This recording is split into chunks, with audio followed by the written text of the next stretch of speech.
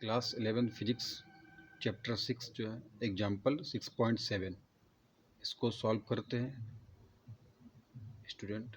Okay, ये figure है and इसको मैं डिराइव कर रहा हूँ। So at point A and B and C potential energy, kinetic energy and total mechanical energy check करते हैं। एट पॉइंट ए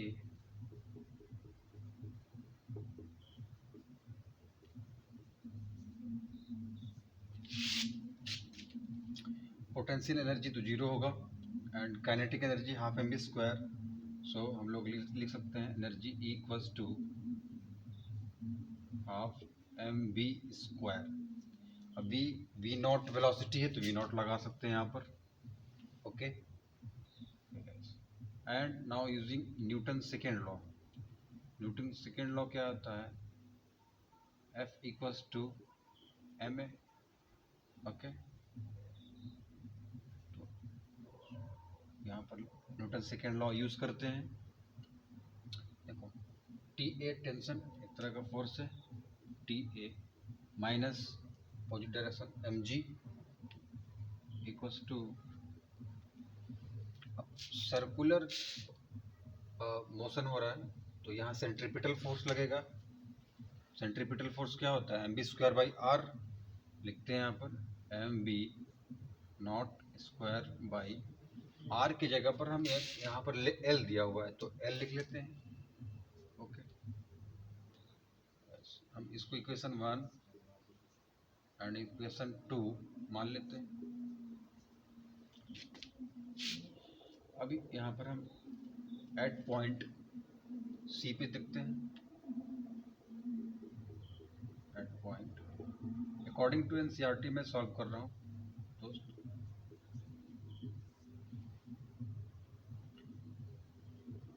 अब एट पॉइंट सी पर टोटल मैकेनिकल एनर्जी क्या हो जाएगा? Half potential energy half M C square plus M G H होता है potential energy, यहाँ पर एम जी एल लेना है and M G L plus M G L 2 M G L. Okay, now using Newton second law same क्या हो जाएगा? यहाँ टेंशन तो है नहीं, स्ट्रिंग लूज हो गई है। So M G equal to centripetal force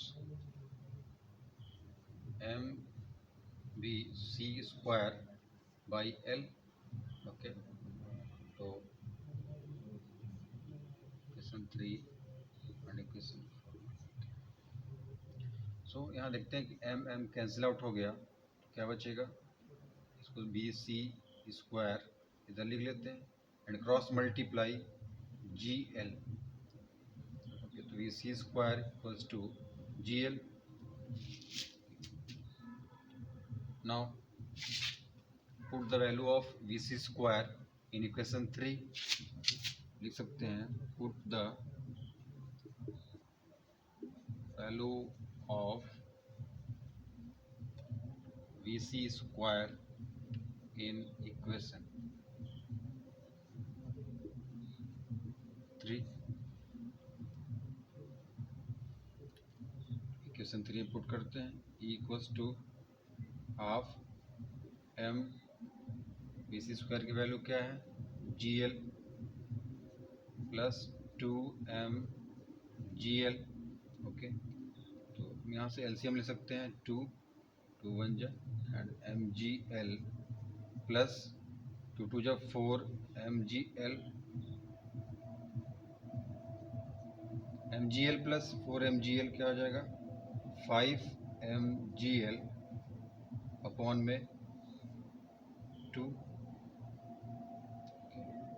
अब यहाँ पर हम एनर्जी जगह पुट कर सकते हैं half M B square B not square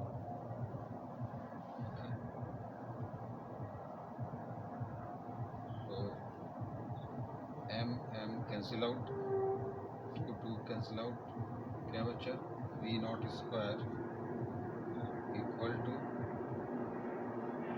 ji L. Okay students, यहाँ तक समझ में आया? चलिए आगे कंटिन्यू करते हैं। अब एट पॉइंट बी पर देख लेते हैं पोटेंशियल एनर्जी क्या होता है एट पॉइंट बी। तो energy equals to half kinetic energy half M. अब बी है तो बी के टर्म में लिख लेते हैं बी स्क्वायर प्लस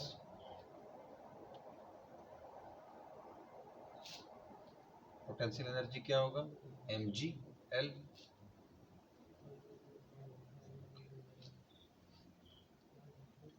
तो एनर्जी की जगह यहाँ पुट कर सकते हैं हम लोग इक्वेशन 1 से 1/2 M V not square equal to उसका एलसीएम ले लें 2 M V square plus 2 M G L. Okay देखिए एम कॉमन है एंड 2 अच्छा क्या V B square plus G L और यहाँ 1/2 M V not square M M से कैंसिल आउट हो गया 2 से कैंसिल आउट हो गया तो V not square equal to V B square plus G L. Okay we not square की वैल्यू क्या है जी एल पुट कर देंगे यहाँ पर बट यहाँ 2 लिखा हुआ है 2